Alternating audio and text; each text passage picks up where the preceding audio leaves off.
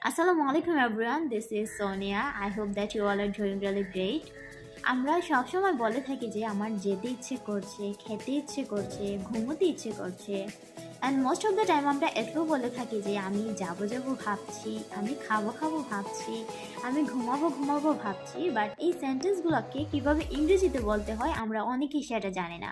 So আমি আজকে আপনাদেরকে শেখাবো কীভাবে এই সেন্টেন্সগুলোকে আপনারা ইংরেজিতে বলতে পারেন। তো প্রথমে আসে আমার খেতে ইচ্ছে করছে, আমরা বলতে পারি I feel like eating. I feel like eating. Feel like মানে ইচ্ছে হচ্ছে, অ্যান্ড ভার্বের সাথে আইএনজি এড করে দিলাম।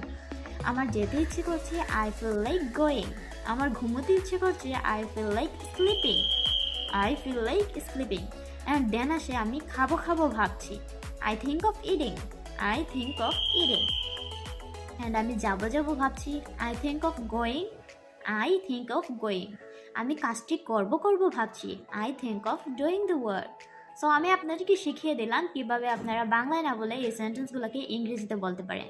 So if you think this video is helpful for you, don't forget subscribe to my channel, and if you have any question, let me in the comment section. Thanks for watching.